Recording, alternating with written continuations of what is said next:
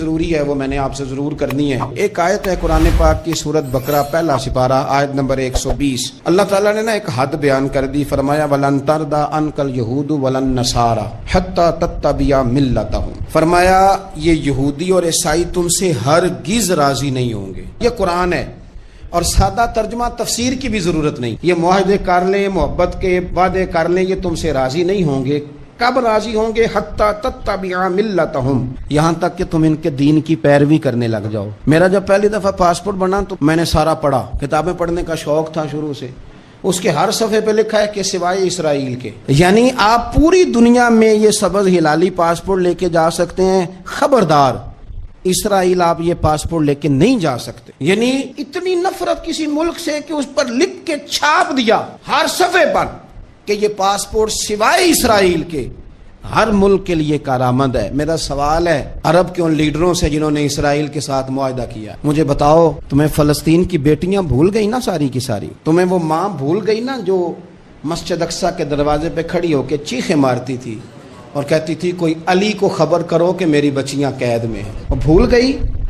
تمہیں وہ بہن بھول گئی نا جس پر شراب کی بوتل انڈیڑتے تھے اسرائیل کے فوجی؟ وہ آپ کو ابھی بھی ویڈیو مل جائے گی، وہ انڈیلتے تھے شراب کی بوتل، اسے پکڑتے تھے، دست درازی کرتے تھے، اور وہ بیٹی کہتی تھی یا رحمت للعالم۔ بھول گیا تمہیں وہ سارا کچھ؟ تم نے 1 منٹ لگایا اور تم معاہدہ کس سے کروا رہے ہو؟ امریکہ کے صدر سے؟ اتنا ظلم کیا تم نے، اتنا قاتل کے ساتھ معاہدہ؟ کیا سمجھتے ہو فلسطین والوں کا کوئی والی وارث نہیں؟ سنو، میرے رسول کریم صلی اللہ علیہ وسلم نے فرمایا میرا کوئی مالدار امتی دنیا سے چلا جائے، پیسے جائیدادیں چھوڑ کے، نبی پاک صلی اللہ علیہ وسلم نے فرمایا مسلمان ایک جسد واحد کی طرح، ایک جسم کی طرح، ایک حصہ تکلیف میں ہو تو دوسرا اس کی درد محسوس کرتا ہے۔ انسان کے وجود کے اندر سب سے قیمتی اس کا دماغ ہوتا ہے، اسی سے سوچتا ہے، اسی سے وہ عمل کرتا ہے، اسی سے منصوبہ بندی کرتا ہے، اسی سے وہ مومن ہوتا ہے، اسی سے معاذ اللہ کافر ہوتا ہے۔ اور وجود کے اندر جس کو درجے کے لحاظ سے بولنے میں بعض اوقات کم درجہ سمجھا جاتا ہے وہ پیر ہوتے ہیں۔ اور تو میری ٹھوکر کے بھی قابل نہیں، میں تجھے جوتے کی نوک پہ، پیر کی نوک پہ بھی نہیں سمجھتا۔ ہم یہ کہتے ہیں محاورتاً کہ تو پیروں کے قابل بھی نہیں، یعنی سب سے اعلیٰ درجہ دماغ کو دیا، دل کو دیا، اور سب سے ہلکا درجہ پاؤں کو دیا۔ لیکن مجھے بتلائیے گا اگر کبھی پاؤں کی سب سے چھوٹی انگلی، چھنگلیا، چیچی، اس پہ اگر کبھی زخم لگ جائے تو جسم کا سب سے اعلیٰ حصہ دماغ ہے، دماغ نے کبھی یہ کہا کہ چھوڑو یہ تو سب سے نچلا درجہ ہے، نہیں جانا ڈاکٹر کے پاس، اتنا ٹائم کہاں ہے، رہنے دو، چھوٹی سی تو انگلی ہے، خیر ہے؟ ایسا کبھی ہوا ہے؟ دماغ فوراً کہتا ہے کہ باقی کام بعد میں کریں گے، پہلے ڈاکٹر کا پتہ کرو، اس کو مرہم پٹی کراؤ، کیونکہ اسے پتہ ہے کہ اگر یہاں درد رہی تو باقی جسم میں بھی درد رہے گی۔ اور یہ بھی پتہ ہے دماغ کو کہ اگر میں نے یہاں علاج نہ کرایا انگلی کا تو کہیں پیر بھی سارا زخمی نہ ہو جائے، اور اگر پیر کا علاج نہ کرایا تو ٹانگیں اور باقی وجود تک بھی زخم نہ آ جائے۔ لہذا دماغ جلدی فیصلہ کرتا ہے، ٹیسٹ کرانے کا، چیک اپ کرانے کا، دوائی لینے کا، مرہم پٹی کا۔ اور میرے بھائی مسلمان ایک وجود کی طرح ہے، یہ تو ہو سکتا ہے کچھ مسلمان ملک غریب ہوں اور کچھ کے پاس تیل کے کنویں ہوں، اس کے پاس سونے کے پہاڑ ہوں، یہ تو ہو سکتا ہے کہ بعض اوقات یہ وہ سمجھ لیں کہ ہم اعلیٰ درجے کے ہیں، لیکن یہ یاد رکھیں اگر ایک جسم کی طرح ہیں، سوچتے ہیں اور ہیں، کیونکہ نبی پاک نے فرمایا ہے، اگر اس طرح سوچتے ہیں تو پھر میرا خیال ہے کہ جس طرح تیل کے کنویں والے کو اپنی درد ہوتی ہے نا، سونے کے پہاڑوں والے ملک کو جس طرح اپنی درد ہوتی ہے نا، اس طرح اسے کسی کو بیکارت کی نظر سے دیکھنا نہیں چاہیے، چونکہ جسد واحد ہے۔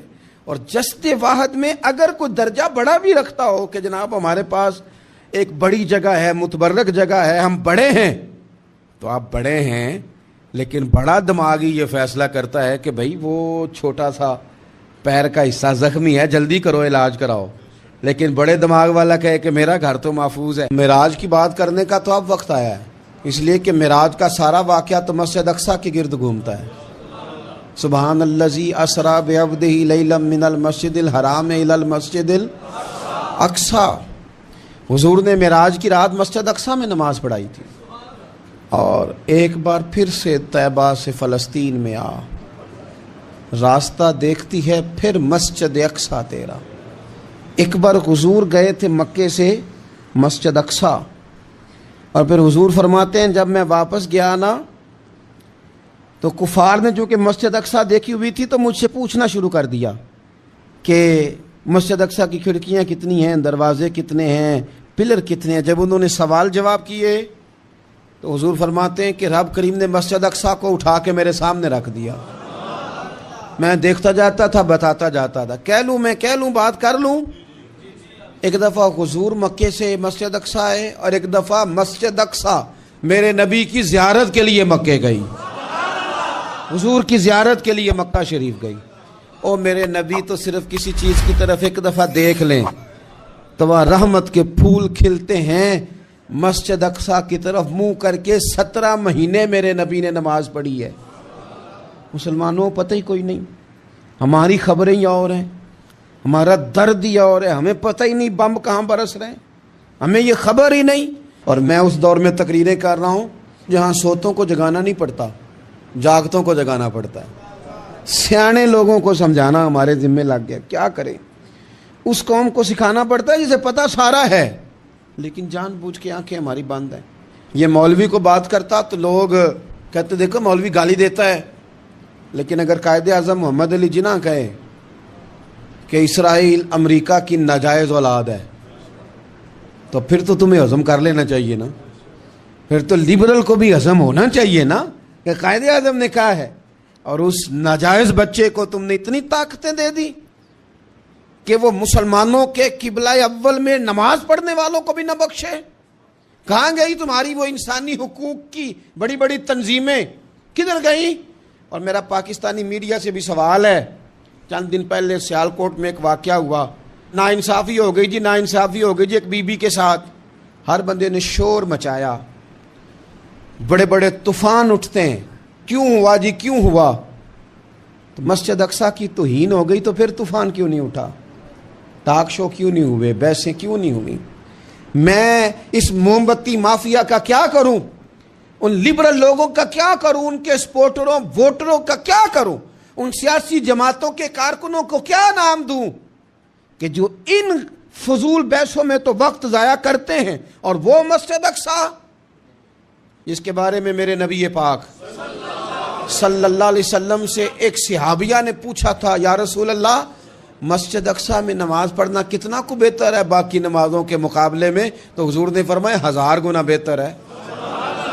بی بی عرض کرنے لگی سونیا میں جا تو نہیں سکتی، دل بڑا کرتا ہے۔ حضور نے فرمایا جا نہیں سکتی تو وہاں تیل ہی بھجوا دے، جس میں حاضری لگوانے کی حضور بات کریں جس مسجد میں۔ اور نبی پاک علیہ السلام نے فرمایا خاص کر کے سفر کرنا ہوا تو 3 مسجدوں کے لیے کرنا، ایک مسجد حرام بیت اللہ کے لیے، ایک مسجد نبوی کے لیے، اور تیسرا مسجد اقصیٰ کے لیے۔ بیت المقدس مسجد اقصیٰ معمولی جگہ نہیں، حضور نے فرمایا 3 سفر کرو تو سمجھنا ہم عبادت کر رہے ہیں۔ کون کون سے؟ فرمایا اگر بیت اللہ جاؤ تو عبادت سمجھ کے جانا، مسجد نبوی کی طرف جاؤ تو عبادت ہے، اور مسجد اقصیٰ کی طرف جاؤ تو یہ بھی عبادت ہے۔ اور فرمایا مسجد اقصیٰ میں جس نے ایک نماز پڑھی اسے 25,000 نمازوں کا ثواب ملے گا۔ اور میرے رسول پاک نے یہ وہ مسجد ہے جس کے ساتھ معراج شریف جڑا ہوا ہے۔ قرآن پاک نے کہا کہ اس مسجد میں سبحان الذی اسری بعبدہ لیلا من المسجد الحرام الی المسجد الاقصیٰ۔ مسلمانوں قرآن کہتا ہے کہ تمہارے معراج کی شان رسول پاک کی مسجد اقصیٰ سے جڑی ہے۔ جس محبوب کو رب معراج کرائے تو مسجد اقصیٰ میں لا کے کرائے۔ وہ جگہ معمولی جگہ ہے، وہ معمولی جگہ ہے مسجد اقصیٰ۔ نبی پاک نے وہاں نبیوں کی امامت کرائی، 17 مہینے اس مسجد کی طرف منہ کر کے تیرے اور میرے رسول نے نمازیں پڑھی۔ چھوٹی جگہ ہے، اور پوری دنیا کا مسلمان اسے چاہیے شرم سے گڑ جائے۔ ایک امریکہ کا صدر بول کے کہتا ہے کہ اسرائیل کو اجازت ہے اسے دارالحکومت بنائے، اور مسلمان حکمران بیان دے رہے ہیں ظالموں لٹیروں تم اپنی سیاستیں چمکانے کے لیے پہلے ایک دوسرے کو گالیاں دیتے ہو، پھر اکٹھے بیٹھ جاتے ہو نمبرنگ کرنے کے لیے۔ تم دین کے اس مسئلے میں سارے اکٹھے کیوں نہیں بیٹھے؟ سارے پاکستان کے سیاستدانوں کو، علماء اور مشائخ کو چاہیے تھا ایک پیج پہ اکٹھے ہوتے، اکٹھے بیٹھ کے ایک بیان ہی دے دیتے، ایک بات ہی کر دیتے. پھر میرا سلوٹ ہے ترکی کے صدر کو، پھر میرا سلوٹ ہے ترکی کے صدر کو. اس نے بہت عرصہ پہلے کہا تھا مسجد اقصی میری خواب میں آئی تھی اور رو کے کہتی تھی آئے مجھے کوئی صلاح الدین ایوبی کا ماننے والا، کوئی آئے مجھے بچائے. کہتے میری خواب میں آئی تھی اور روتی تھی، کہتی تھی کوئی آئے. اور ایک شاعر نے کہا مسجد اقصی نبی پاک کو بھی بلاتی ہے، کہتی ہے ایک بار پھر طیبہ فلسطین میں آ، راستہ دیکھتی ہے پھر مسجد اقصی تیرا، ایک بار پھر سے طیبہ سے فلسطین میں آ، راستہ دیکھتی ہے پھر مسجد اقصی تیرا. کوئی بولا نہیں اتنا مقدس مقام، چھوٹے چھوٹے بیانوں کہیں اکٹھے ہو جاؤ، میں بتاتا ہوں تمہیں مسئلے کا حل کیا ہے. میں بتاتا ہوں دو کام کرو. ایک کام وہ کرو جو حضرت سلمان فارسی نے کیا تھا، سنو سنو حل سنو مسئلے کا. میں چھوٹا آدمی ہوں پر حل سنو مسئلے کا. زندگی میں ایک کام مسلمان کر لے، جٹ بن کے، بھٹ بن کے، رائی بن کے، پاکستانی، مصری، سعودی بن کے بڑا جی لیا. ایک کام وہ کرے جو حضرت سلمان نے کیا تھا. جب ایک کافر نے پوچھا آپ کا نام کیا ہے تو فرمایا میرا نام اسلام ہے. بولیے سارے میرا نام. کہا تمہارے باپ کا نام؟ فرمایا اسلام. دادا کا نام؟ کہا اسلام. پردادا کا نام؟ بازو تیرا توحید کی قوت سے کمی ہے، اسلام تیرا دیش ہے تو مصطفی ہے. ایک کام وہ کرو جو حضرت سلمان نے کیا تھا.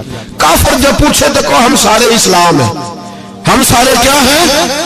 ہم پہلے مسلمان ہیں، باقی بعد میں کچھ اور چیز. دوسرا کام وہ کرو جو حضرت امیر معاویہ نے کیا تھا. سن لو یہ حال ہے اس مسئلے کا. سنو حضرت مولا علی شیر خدا رضی اللہ تعالیٰ عنہ اور جناب امیر معاویہ کی جنگ ہو رہی تھی، لڑائیاں ہو رہی تھی، اختلافات تھے، فوجیں بیٹھی تھی. حضرت مولا علی اور جناب امیر معاویہ کی جنگ ہو رہی تھی تو روم کے بادشاہ نے، عیسائی بادشاہ نے حضرت علی کو خط لکھا کہ میں تیرے اوپر حملہ کرنے والا ہوں. خط لکھا نا حضرت علی کو، تو جواب حضرت امیر معاویہ نے دیا. چاہیے تھا نا مولا علی جواب دیتے. حضرت امیر معاویہ بولے اور بول کے کہنے لگے اور روم کے کتے ہم گھر میں جتنا مرضی لڑے، یہ نہ سمجھنا تو علی پہ حملہ کرے گا تو میں تماشا دیکھوں گا. فرمایا تو علی پہ حملہ کر تو صحیح، علی سپہ سالار ہوگا اور امیر معاویہ اس کا سپاہی ہوگا. گھر میں جتنا مرضی لڑے پر رسول اللہ کے نام پہ ہم اکٹھے ہو جایا کرتے. یہ رسول اللہ کا دین ہے، اس پہ ہم اکٹھے ہیں، یکجان ہیں. فرمایا علی سپہ سالار ہوگا اور امیر معاویہ سپاہی ہوگا، اکٹھے نکلیں گے اور کفر کو بتائیں گے کہ اگر تم مسلمانوں کی طرف دیکھو گے پھر ہم یکجان ہیں. پھر ہم بولیے پھر ہم گنبد خضرا کے سائے تلے ایک ہیں، ایک ہیں، ایک تھے اور ایک رہیں گے. اس لیے یہ دو کام اگر مسلمان کرے، دو کام ٹھیک ہے. اختلاف ہو گئے، بڑا کچھ ہو گیا، لیکن ان سے کہیں کہ جب تم آؤ گے تو پھر ہمیں علیحدہ علیحدہ نہیں پاؤ گے، پھر ہمیں تم اکٹھے پاؤ گے، اکٹھے میدان میں نکلیں گے. اور کوئی اتنی لمبی چوڑی بات نہیں.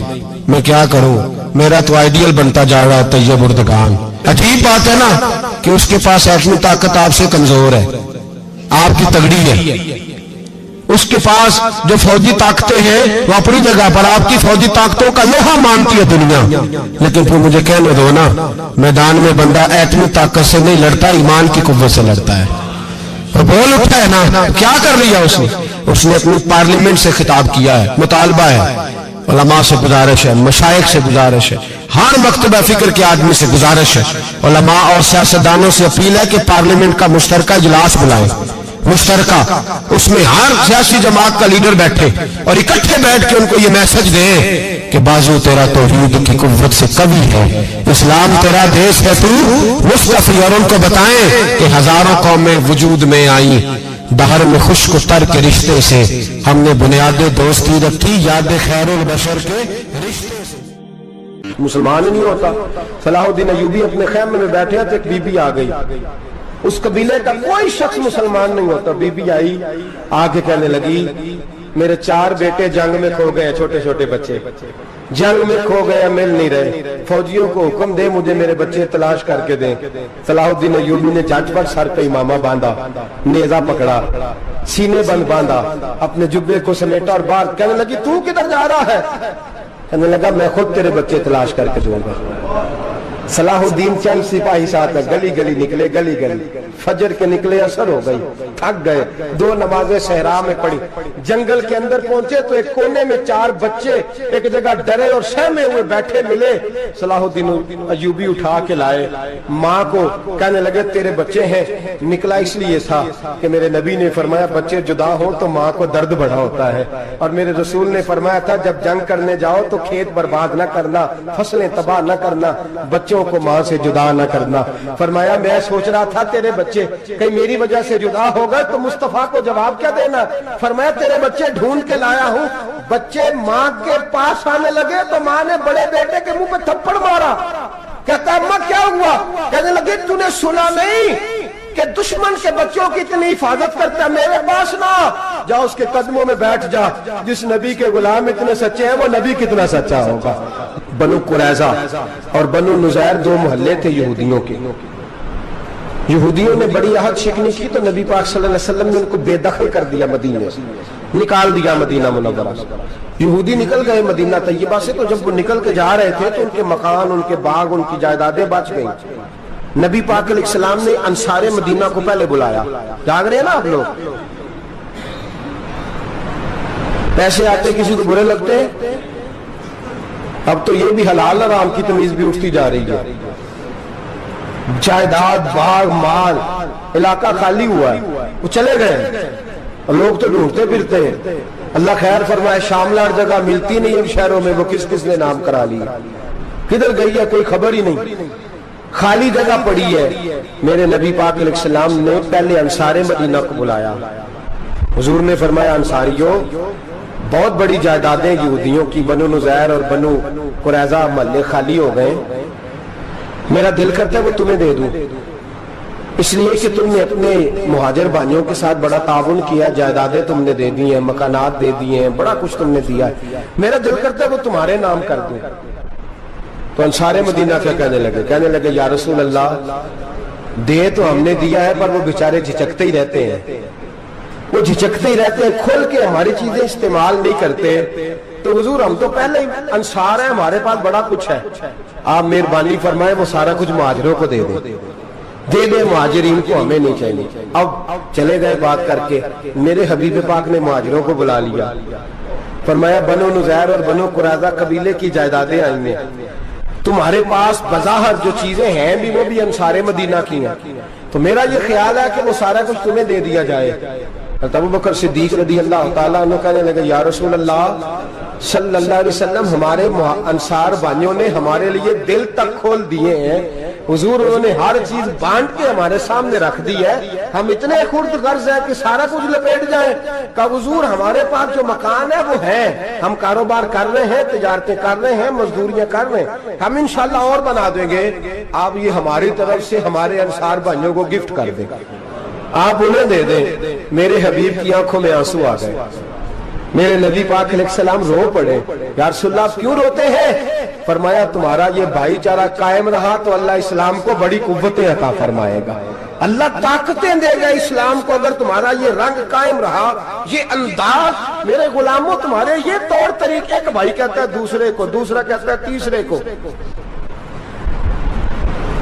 مسلمانوں کی نا ایک تعداد لڑتے لڑتے لڑتے لڑتے دور چلے گئی، تاتاریوں نے قید کر لیا، 4 مسلمان تھے، تبلیغ کرنے گئے، جنگ کرنے گئے، جہاد کرتے کرتے کافروں سے لڑتے لڑتے تاتاری قوم میں چلے گئے، وہاں قید کر لیے گئے تو سزائے موت کا حکم ہوا، 4 بزرگ تھے، سزائے موت کا حکم ہوا تو تاتاری بادشاہ جو تھا وہ بڑا خلاف تھا، بڑا سخت مخالف تھا مسلمانوں کے، اس نے کہا کہ ان کو جب پھانسی دینا نا مسلمانوں کو تو میرے سامنے دینا۔ اب 4 عالم ہیں، 4 صوفی ہیں، سفید داڑیاں، سر پہ امامے، پھانسی کا وقت آیا تو جو پھانسی گھاٹ ہے وہ ایک ہے، چاروں کو کٹھے پھانسی نہیں ہو سکتی، ایک کو کہا کہ ایک ایک کر کے ان کو پھانسی دو۔ جب پھانسی کا وقت آیا نا تو جو سب سے پیچھے صوفی تھے وہ دوڑ کے آگے آئے، کہنے لگے بادشاہ پہلی باری میری لگا، پہلی۔ اب بادشاہ نے کہا ٹھیک ہے اسے لٹکا دو، وہ قریب آئے تو دوسرے دوڑ آئے، کہنے لگے نہیں نہیں پہلی باری میں نے زیادہ کافر قتل کیے، میرا بڑا جرم ہے، مجھے پہلے سزا دو۔ ان کو پھانسی دینے لگے تو تیسرے آ گئے، کہنے لگے نہیں یہ تو میرا قتل کرتا تھا، رستے میں بتایا کرتا تھا، ڈھونڈ کے میں بتلاتا تھا کہ یہاں زیادہ تعداد ہے، مجھے پہلے پھانسی دو۔ تیسرے کے ساتھ بات ہو رہی تھی تو چوتھا دوڑا آیا، کہنے لگا یہ رستے بتاتا تھا، یہ تبلیغ کرتا تھا، یہ سارا کچھ کرتا تھا، لیکن کہا یہ کہتے کہ چلو واپس چلتے ہیں، میں جانے نہیں دیتا تھا، میں کہتا تھا اور کافر مارنے اور علاقے فتح کرنے، میرا جرم بڑا ہے، مجھے پہلے پھانسی دو۔ بادشاہ کہنے لگا مجھے 35 سال ہو گئے حکومت کرتے، بڑی دنیا کو پھانسی دی ہے، لوگ تو ایک دوسرے کو دھکے دیتے ہیں کہ پہلے تو جا پہلے تو جا، اور تم کیسی قوم ہو کہ ایک دوسرے پہ قربان ہو رہے ہو۔ کہنے لگا تم ایک باپ کی اولاد ہو، جاگ رہے ہیں آپ لوگ؟ تاتاری بادشاہ، کافر بادشاہ، اسلام کی مخالفت کرنے، ایک باپ کی اولاد ہو کا نہیں، ایک قبیلے کے رہنے والے ہو کا نہیں، ایک ملک کے رہنے والے ہو نہیں۔ اس نے کہا رشتہ کیا ہے تمہارا، رشتہ کیا ہے؟ تو بول کے کہنے لگے خدا ایک ہے، نبی ایک ہے، خدا ایک ہے اور نبی منفرد ایک ہے، اس قوم کی نقصان بھی ایک ہی، سب کا نبی، اللہ بھی، قرآن بھی ایک، کیا ہی اچھا تھا ہوتے اگر مسلمان بھی ایک، یوں تو سید بھی ہو، مرزا بھی ہو، افغان بھی ہو، تم سبھی کچھ ہو، بتاؤ کہ مسلمان بھی ہو۔ فرمایا ہمارا اللہ ایک ہے، نبی ایک ہے، تو کہا پھر ایک دوسرے پہ جان کیوں دیتے ہو؟ فرمایا ہمارے نبی نے ہمیں بھائی بھائی بنا دیا ہے، بھائی کا دل نہیں کرتا اس کی آنکھوں کے سامنے بھائی چلا جائے، ہمارا دل نہیں کرتا پہلے مجھے دے پہلے مجھے دے۔ بادشاہ کہنے لگا تمہارا جذبہ مجھے متاثر کر گیا، جاؤ میں تم چاروں کو آزاد کرتا ہوں، تمہیں آزاد کرتا ہوں۔ میرے دوستو یہ رنگ تھا، دیکھیں نا، یہ اس دھرتی نے نظام دیکھا ہے نا، اس فلک نے پہلی بار دیکھا، اس زمین نے پہلی بار، اور میرے حضرت صاحب فرمایا کرتے تھے زمین تڑپ کے روئی، اس نے پہلی دفعہ دیکھا۔ احد کا میدان ہے، 3 صحابہ تپتی ہوئی زمین پہ زخموں سے چور چور پڑے ہیں۔ حضرت انس بن نضر رضی اللہ تعالیٰ عنہ پانی کا پیالہ لے کے پہنچے، ایک زخمی سے کہا تجھے پانی پلانا ہے، تو کہنے لگا میرے زخم تھوڑے ہیں، وہ جو ساتھ پڑا ہے اس کے زخم گہرے ہیں، پہلے اسے پانی پلا دے، جا اسے دے دے۔ اس کے پاس پہنچے تو وہ کہنے لگا وہ مجھ سے پہلے گرا تھا، اس کا زخم زیادہ گہرا ہے، اسے پانی پلا۔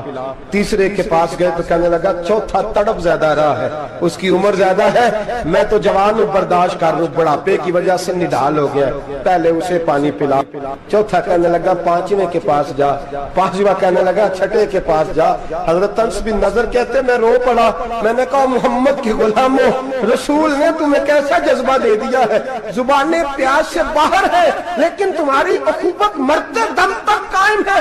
کہتے میں 7ویں کے پاس گیا تو کہنے لگا اگر 6 قربانی دے سکتے ہیں تو مجھے خود غرض نہ سمجھ، میں نے نہیں پانی پینا، جا پہلے کے پاس لے جا۔ کہتے میں پہلے کے پاس آیا تو روح پرواز کر گئی، دوسرے کے پاس آیا تو روح پرواز کر گئی، میں 7ویں تک آیا تو انتقال کر گئے۔ کہتے ہیں پانی کا پیالہ میں نے اٹھایا اور میں نے زمین پہ رکھا تو میں نے کہا پانی گوا رہنا، محمد کے غلام مر تو جاتے ہیں پر ایک دوسرے کا خیال بڑا رکھا کرتے ہیں، گوا رہنا یہ مر جایا کرتے لیکن ایک دوسرے کا درد۔ میرے دوستو لٹا ہوا برما، روتے ہوئے مسلمان، سسکیاں اور آہیں لیتی ہوئی مائیں پوچھتی ہیں اے خاصا اے خاصان رسول وقت دعا ہے، امت پہ تیری آ کے عجب وقت پڑا ہے، وہ دین جو بڑی شان سے نکلا تھا وطن سے، پردیس میں وہ دین آج غریب الغربا ہے، فریاد ہے اے کشتی امت کے نگہباں، بیڑا یہ تباہی کے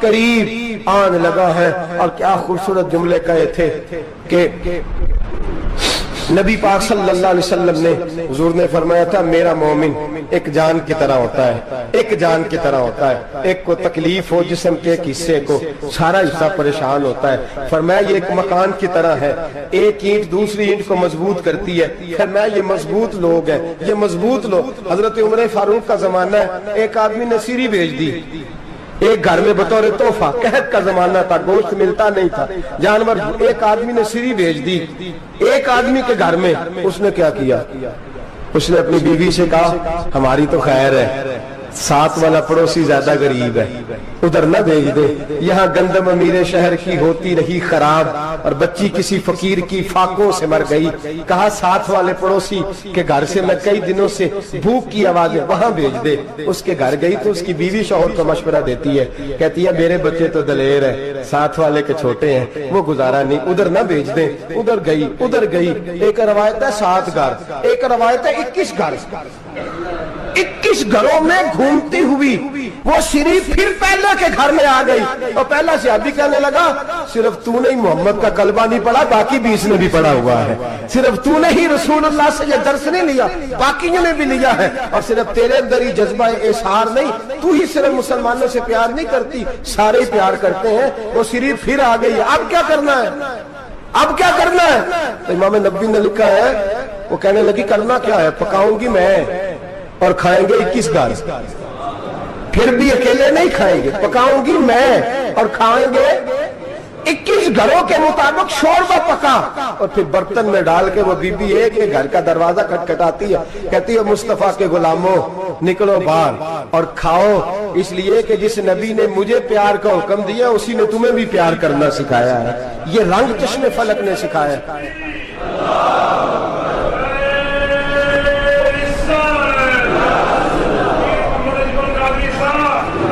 آپ کی بڑی مہربانی، زندہ باد وہی ہے جس کو اللہ رسول زندہ باد فرمائے، بڑی مہربانی، اللہ جزا دے۔ عرض یہ کرنے جا رہا تھا کہ رسول کریم صلی اللہ علیہ وسلم نے پیغام دیا امت کو، فرمایا کہ دیکھیں نا کتنے بڑے لفظ ہیں، یہ نہیں فرمایا دوزخ میں جائے گا، یہ نہیں فرمایا کہ اسے جہنم کی سزا ملے گی، میرے نبی نے فرمایا میں اسے مومن مانتا ہی نہیں، میں اسے مسلمان اپنا مانتا ہی نہیں۔ حضور کسے؟ فرمایا جو پیٹ بھر کے کھاتا ہے اور اس کا ہمسایہ بھوکا سو جاتا ہے، میں مومن ہی نہیں مانتا۔ سزا تو تب ملے گی نا کہ جب میں کسی سزا کا اعلان کروں، میں مانتا ہی نہیں، وہ میرا ہے ہی نہیں، خود پیٹ بھر کے کھا رہا ہے، ہمسایہ اس کا بھوکا، میں نہیں مانتا۔ انما المؤمنون اخوہ، مومن بھائی بھائی، میں مانتا ہی نہیں اسے۔ اور میرے حبیب پاک اتنے بڑے لفظ حدیث میں اور کہیں نہیں ملیں گے آپ کو، اتنے بڑے جملے کہیں نہیں ملیں گے۔ میرے نبی پاک نے فرمایا اللہ کہے گا قیامت کے دن، کون؟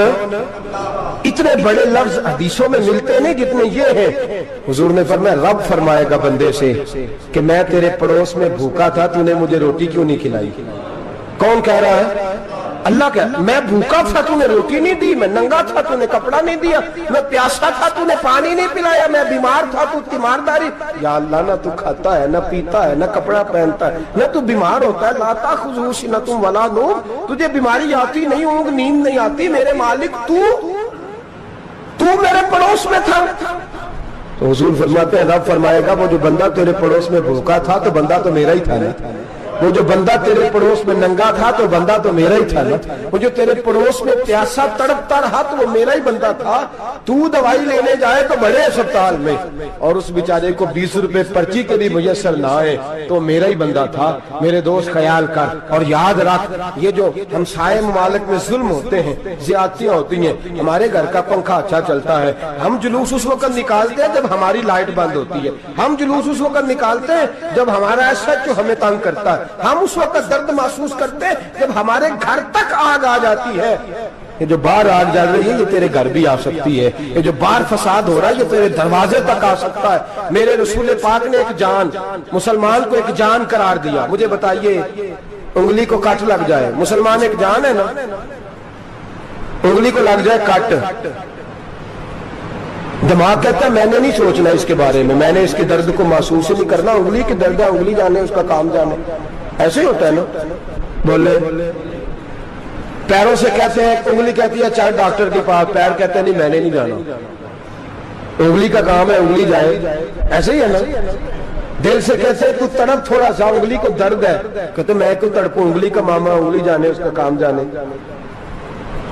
ٹیلی فون کرنا ہے ڈاکٹر صاحب کا پتہ کرنا ہے تو کان کہتے ہیں میں نے نہیں بات سننی ڈاکٹر صاحب کی، زبان کہتی ہے میں نے نہیں بولنا، انگلی جانے، ایسا ہوتا ہے۔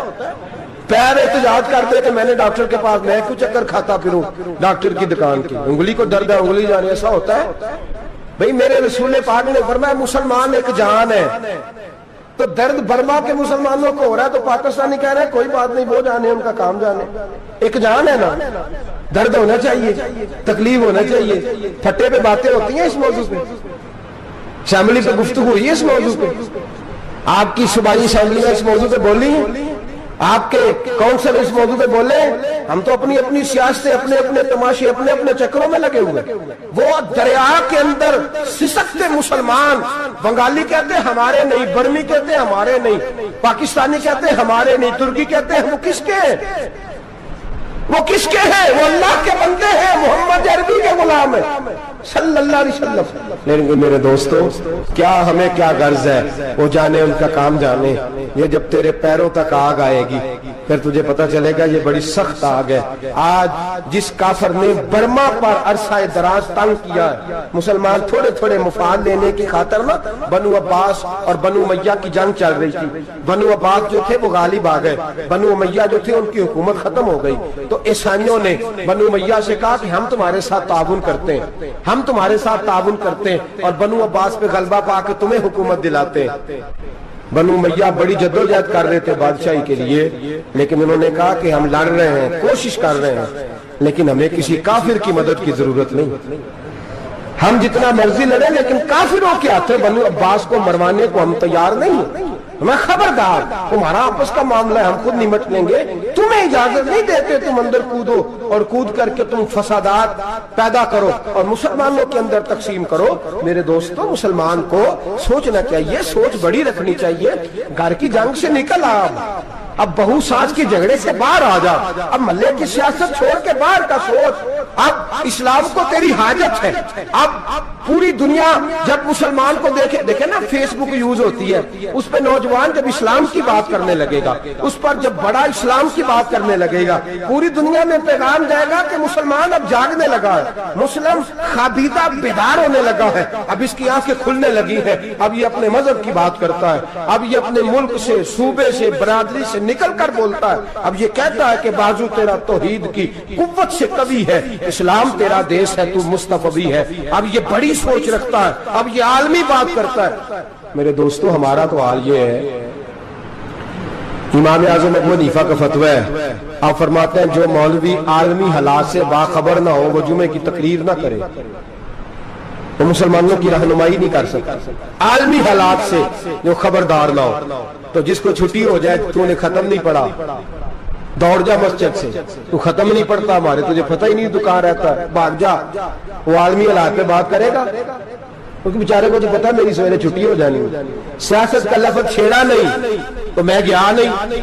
یاد رکھے، وہ جو بیداری ہے، وہ جو اعلیٰ ظرفی ہے، وہ جو بڑی سوچ ہے، وہ جو ملت کی سوچ ہے، وہ جو قومیت کی سوچ ہے، وہ جو آگے بڑھنے کا زاویہ ہے، وہ تو اندر. اقبال کہتا ہے گلا تو گھونٹ دیا اہل مدرسہ نے تیرا، گلا تو گھونٹ دیا اہل مدرسہ نے تیرا. تجھے تو مدرسے والوں نے پلیٹ پکڑا دیا ہے کہ جا سویرے لنگر کٹھا کر کے لا اور دوپہر کو روٹیاں مانگ کے لا اور دیکھ آج مرا کون ہے، ختم کس کا پڑھنا ہے. تو گلا تو گھونٹ دیا اہل مدرسہ نے تیرا، اب کہاں سے آئے گی صدا لا الہ الا اللہ. تو گھونٹ دیا تیرا گلا، تو کیسے بڑی بات کرے گا؟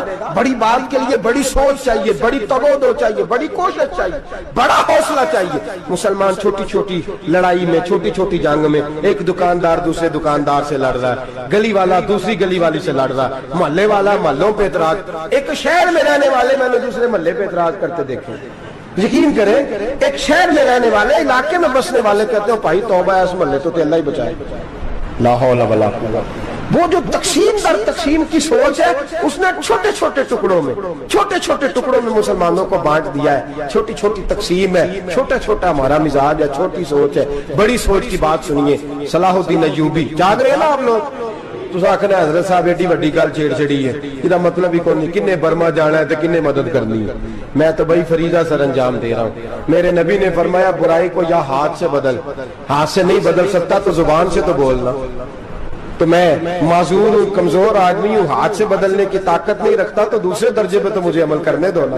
اثر کرے نہ کرے سن تو لے میری فریاد، نہیں ہے داد کا طالب یہ بندہ آزاد. رونے تو دو، تڑپنے تو دو، آہیں تو بہانے دو، سسکیاں تو لینے دو، مار کھائیے تو تڑپنے تو دو. وہ قرآن پاک برما میں پابندی لگی ہے تو میں یہاں سوچنے لگا ہوں کہ وہاں تو پابندی لگی ہے، یہاں پہلے ہی لوگ کوئی نہیں پڑھتی. معاذ اللہ تعالیٰ حالات دن پہ دن مسلمانوں کے لیے ایک ایک کر کے. افغانستان میں جو آگ لگی تھی، پھر وہ عراق میں بھی لگی، پھر وہ لیبیا میں بھی لگی، پھر وہ مصر میں بھی لگی، پھر وہ یمن میں بھی لگی. सऊदी अरब में धमाके हुए, मेरा दिल तड़पा है, मुझे परेशानी हुई, मैं बच्चे पास थे, मैं बड़ा डिस्टर्ब हुआ। मैंने कहा यार ये हमारा सबका इजमाई अकीदत का मरकज है, हम कम से कम 1000 इख्तलाफ के बावजूद कहा करते थे कि अरब में अमन है यार, वहाँ सुकून है, वहाँ दुकानें खुली छोड़ के लोग चले जाते हैं, वहां भी फसाद होने लगा, वहां भी आग बढ़ गई है। लेकिन हम सिर्फ छोटी छोटी करके जब आग बुझाने की कोशिश करेंगे उस वक्त आग नहीं बुझेगी। जब हर आदमी अपने प्याले में पानी लेके आएगा, हर शख्स अपने घर की नल चलाएगा, हर शख्स नलका चलाएगा और पानी निकाल के ये आग बुझाएगा, तब ये आग बुझेगी। हर आदमी को किरदार सोच बड़ी करे, नजरिया बड़ा करे, मिल्लत की बात करे, मुसलमान होके सोचे, मुसलमान होके सोचे खुदारा निकले ये घर के झगड़ों से, थोड़ी देर के लिए अपने आप को बड़ा करे, बड़ी सोच आप बनाए। जब दोस्तियां लगाएं, जराने लगाएं, कि छोटे मोटे हिसाब से बचें। बाबा बुल्ले शाह साहब फरमाते कोरे वर्क किताब नहीं हुंदे, कोरे वर्क किताब नहीं हुंदे, पत्थर दिल गुलाब नहीं हुंदे, और बुल्लिया यारी सोच के लाई यारा नाल हिसाब नहीं हुंदे। फिर जरा निकले इस हिसाब किताब से बात, बुल्लिया यारी सोच के लाई यारा नाल हिसाब नहीं हुंदे। फिर जरा बड़ा ज़हन करे, छोड़े अपने हिसाब, यूसिरून अला अनफुसिहिम वलनबलुवन्नकुम बिशैइन मिनल खौफि वल जूइ व नक्सिन मिनल अमवालि वल अनफुसि वस समरात। फिर हिसाब किताब से निकले, फिर इमाम अली मकाम की तरह ये सोच बनाए कि हुसैन के बच्चे चले जाए तो कोई हर्ज नहीं, उम्मत पर आंच नहीं आनी चाहिए। एक इमाम अली मकाम, कल तक इमाम मैदान में खड़े थे तो अकेले थे, लेकिन आज पूरी दुनिया कहती है हुसैन हमारा है, हुसैन हमारा।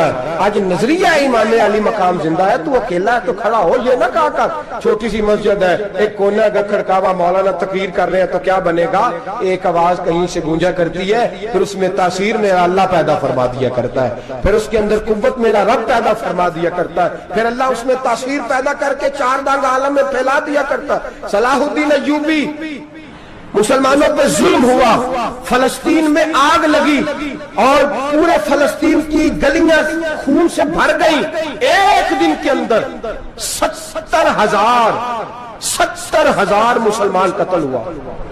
घोड़ों से सड़कों पे चला नहीं जाता था, घोड़े फिसलते थे, इतना खून था, और कच्ची सड़कें थी, इतना खून था। पहले कच्ची जमीन ने खून पिया, फिर खून उससे बाहर आया, फिर भी इतना सख्त 70,000 आदमी कत्ल हुआ।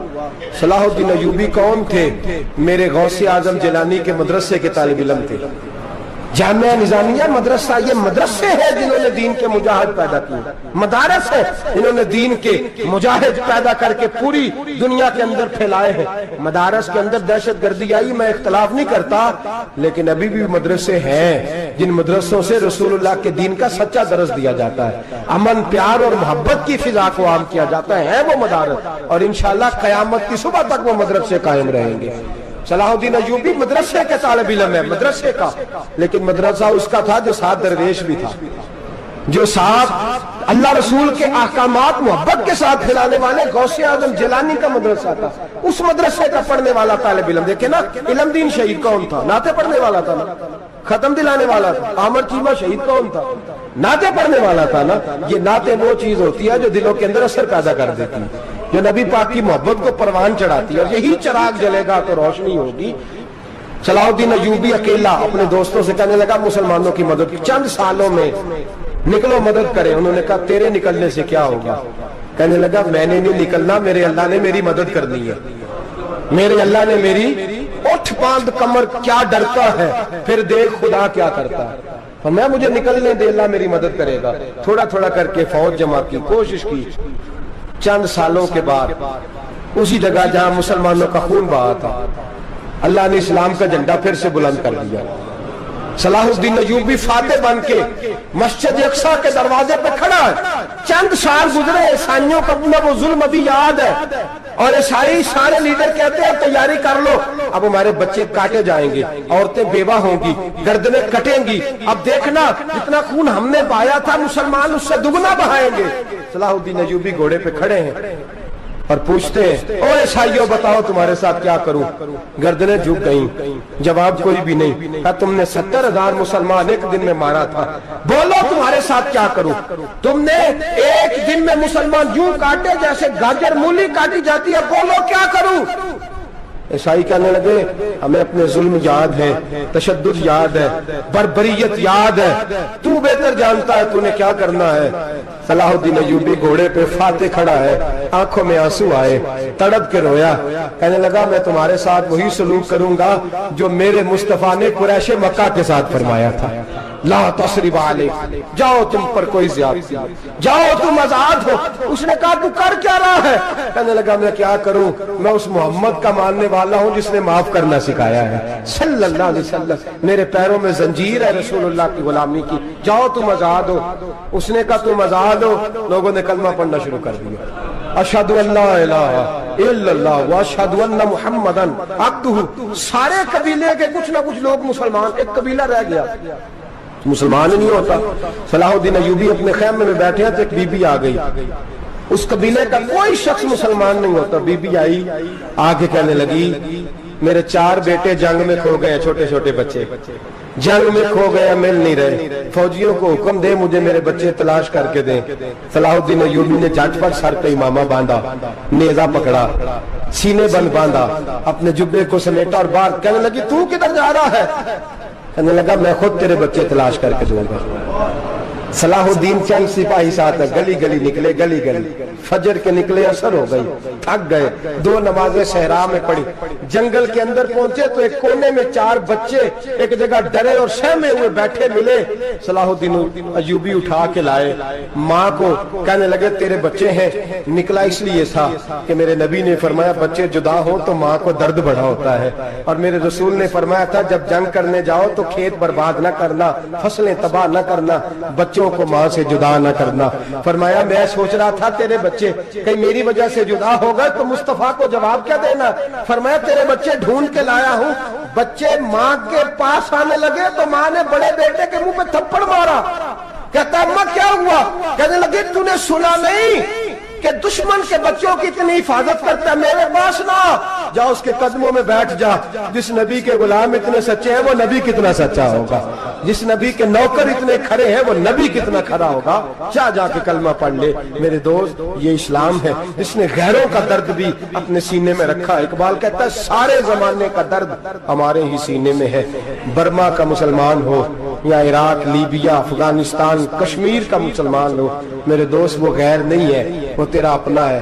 اس کا رنگ نہ دیکھ، اس کی بولی نہ دیکھ، اس کا قبیلہ اور علاقہ نہ دیکھ، دیکھ کہ وہ تیرے رسول کا کلمہ پڑھتا ہے، وہ دیکھ کہ وہ کعبے کی طرف منہ کر کے نماز پڑھتا ہے، دیکھ کہ تیرا اور اس کا نصاب زندگی قرآن ایک ہے۔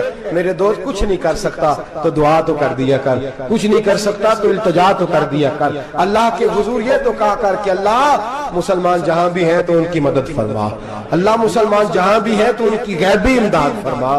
یہ دعا تو میرے دوستوں ضرور کیا کرو، سوچ بڑی کریں، جب بھی آپ بولیں، جب بھی آپ لکھیں، جب بھی کسی سے بات کریں تو بحیثیت مسلمان کے بات کریں، بحیثیت ایک نبی پاک کے غلام کے بات کریں، اپنی زندگی اس انداز میں ترتیب دیں کہ پہلے آپ مسلمان ہیں، اس کے بعد آپ کچھ اور ہیں، پہلے اسلام کی بات کریں، بڑی بات کریں، بڑے حوصلے کی بات کریں، پھر اسلام کو قوت ملے گی، پھر بیداری امت کو نصیب ہوگی۔ اللہ کریم برما کے مسلمانوں کو اپنی رحمت کی ٹھنڈی چھاؤں نصیب فرمائے، ہمیشہ مدحت خیر الانام میں گزرے، دعا ہے یہ عمر درود و سلام میں گزرے۔ آخر دعوانا ان الحمدللہ رب العالمین۔